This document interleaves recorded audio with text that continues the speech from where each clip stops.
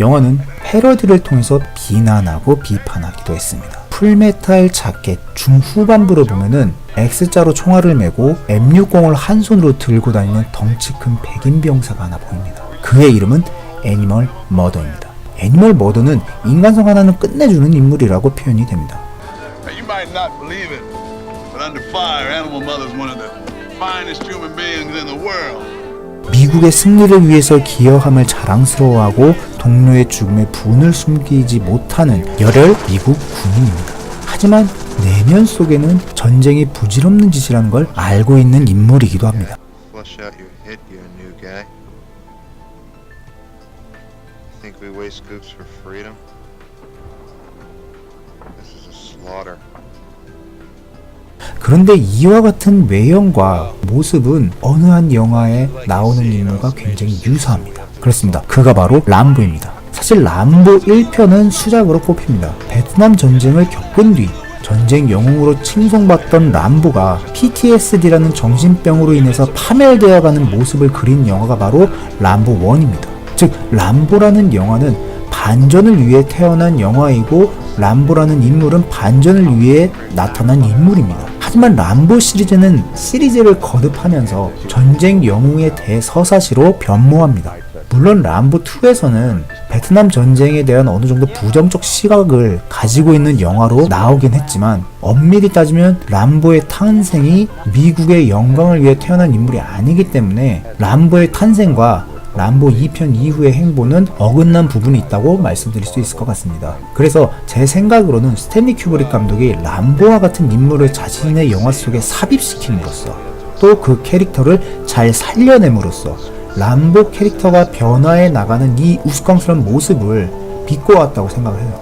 여기서 더 나아가 1988년 개봉 예정인 람보 3가 얼마나 우스운 영화인지도 비꼬는 건 아닐까 하는 생각까지도 들게 됐습니다. 실제로 애니멀 마더는 동료의 죽음 앞에서 내가 죽지 않아서 다행이다. 이것은 전쟁이 아니라 학살이다. 내가 힘을 써야 할 것은 여자와의 잠자리뿐이다. 라는 대사를 남기기도 했습니다. I'm gonna get my balls blown off for a word. My word is poontang. 저는 이 대사가 그 당시 시대적 상황과 배경을 우회적으로 풍자한 것이라고 바라봤습니다. 마지막으로 음악입니다. 풀메탈 자켓 속 OST는 이상하게도 굉장히 신나는 음악들이 많이 나옵니다. 대부분의 전쟁 영화에서는 어둡거나 무거운 음악을 많이 차용을 하면서 전쟁의 참혹상에 대해서 표현을 극대화시키는 이런 연출을 했는데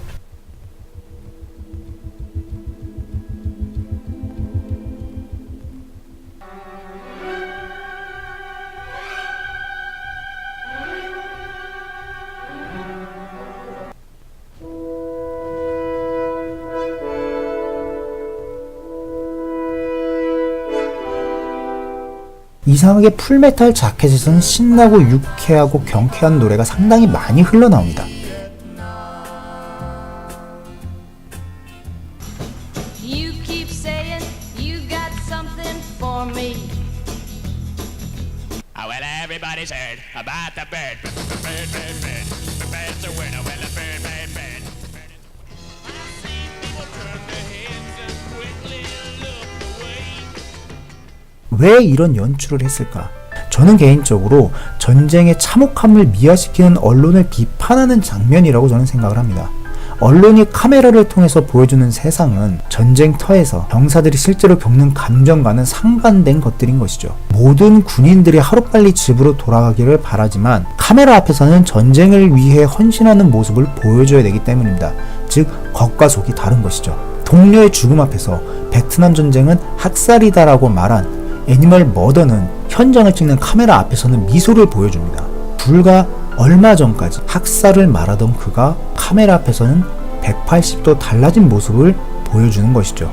저는 이러한 왜곡과 미화를 스탠리 큐브릭 감독이 영화 속에 넣음으로써 그리고 상황과 맞지 않는 경쾌한 음악으로 표현함으로써 베트남 전쟁에 실패한 그러한 모습들을 비판하고 풍자했다고 생각합니다. 또한 마지막 장면에서 조커의 선택과 그가 해병의 노래를 부르며 진군하는 장면은 우리 모두가 전쟁을 잊고 싶지만 그러지 못하고 있는 그리고 앞에서도 언급했듯이 국가가 그의 등을 떠밀어 중립에 있었던 그들을 어떤 식으로 전쟁에 참여시키는지를 보여주는, 전쟁에 참여하지 않은, 그리고 전쟁에 대해 중립적으로 바라보는 사람들을 어떤 형식으로 전쟁을 좋아하고 전쟁에 몸을 담게 만들었는지, 그것을 어떤 식으로 이용했는지, 그리고 그런 사람들을 우리는 어떻게 바라보는지를 보여준 그런 작품이라고 생각합니다. 그래서 저는 풀메탈 자켓의 마지막 이 장면이 베트남 전쟁 뿐만이 아니고 이 세상의 모든 모순된 모습들에 대한 고발을 보여줬다고 생각합니다.